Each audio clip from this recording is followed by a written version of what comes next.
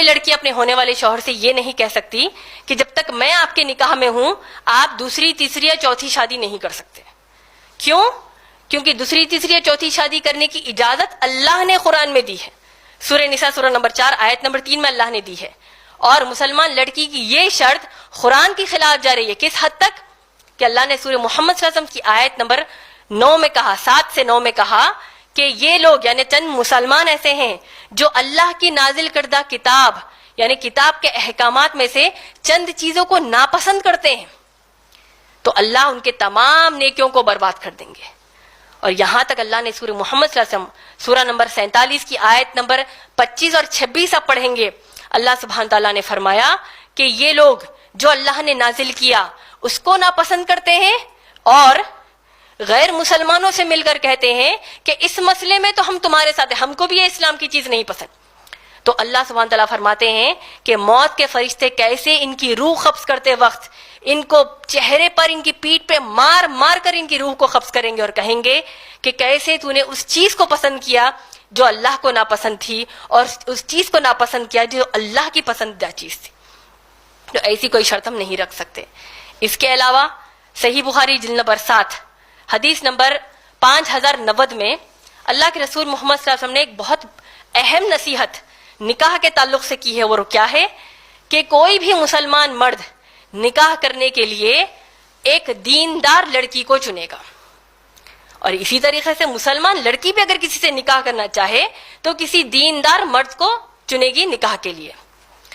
میں آپ سب کو بتا دوں میری جو بنیادی قرآن حدیث کی روشنی میں جو تعلیم اللہ نے دی ہے، دینداری سے مراد آپ کس کو لیں گے؟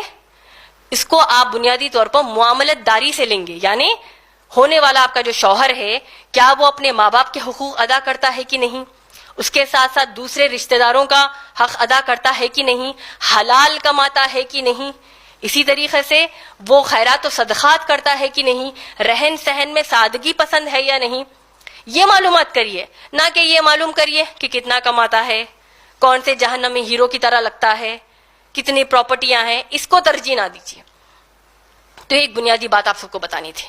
اس کے علاوہ آپ دیکھیے اللہ کے رسول محمد صلی اللہ علیہ وسلم نے جو مہر کے تعلق سے ہم کو بتایا ہے کہ مسلمان عورت کو جو مہر جو اس پر فرض کیا گیا ہے کہ اس کا حق ہے لینا، لیکن ہم کو قرآن حدیث کی تعلیمات سے یہ سکھایا جاتا ہے کہ آپ مہر کو اتنا بڑا چڑھا کر مت لیجئے کہ رشتہ قائم ہونے کے لیے مشکل پیش آ جائے.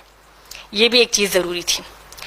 میری تقریر کے دوران جیسے میں نے نکاح کے تعلق سے ولی کی موجودگی کا ذکر کیا تھا، اس میں ایک چیز کو واضح کرنا چاہتی ہوں، وہ یہ ہے کہ ولی قرآن اور حدیث کی روشنی میں اگر کوئی کہے کہ صرف باپ ہوگا لڑکی کا تو یہ بات غلط ہوگی.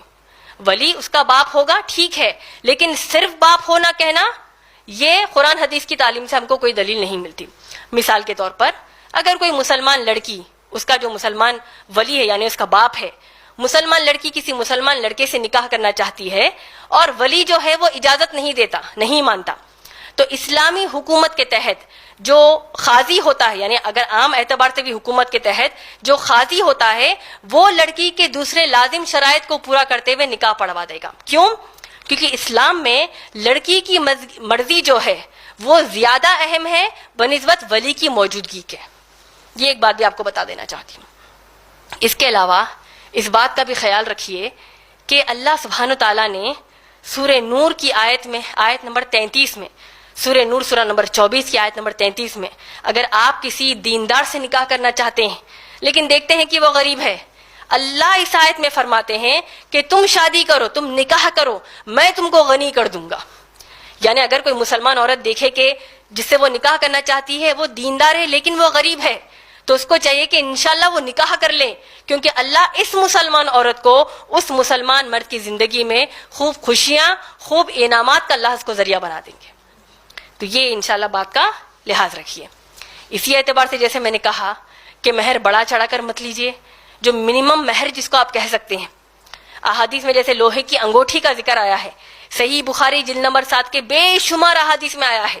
ایک صحابیہ آئی، اللہ کے رسول محمد صلی اللہ علیہ وسلم سے کہا کہ یا رسول اللہ صلی اللہ علیہ وسلم میں آپ سے نکاح کرنا چاہتی ہوں. اللہ کے رسول صلی اللہ علیہ وسلم نے کچھ جواب نہیں دیا. 3 مرتبہ صحابیہ نے پوچھا، 3 مرتبہ بھی اللہ کے رسول محمد صلی اللہ علیہ وسلم نے اپنی سر کو نیچے کر لیا. ایک صحابی آیا اور کہا کہ یا رسول اللہ صلی اللہ علیہ وسلم میں اس خاتون سے، اس صحابیہ سے نکاح کرنا چاہتا ہوں۔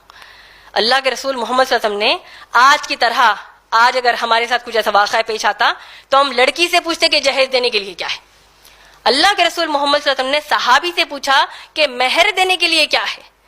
اور صحابی آپ سوچیں کتنے غریب تھے کہ ان کے گھر وہ جب جا کر ڈھونڈ کر آئے تو لوہے کی انگوٹھی تک ان کے گھر میں موجود نہ تھی۔ تو اللہ کے رسول محمد صلی اللہ علیہ وسلم نے کتنا پیارا مہر طے پایا کہ جتنا قرآن آپ کو یاد ہے وہ قرآن اس صحابیہ کو یاد دلا دینا نکاح کے بعد، یہی اس کا مہر ہے۔ تو ماشاءاللہ اللہ کی توفیق سے بھی جب میرا نکاح جناب عمران سے جب ہوا تھا تو میں نے بھی مہر کی یہی مانگ کی تھی کہ وہ مجھے دعوتی کام کے لیے دائی بنا دے الحمدللہ۔ تو یہ چیز مہر کے معلومات الحمدللہ ہم کو ہو گئے۔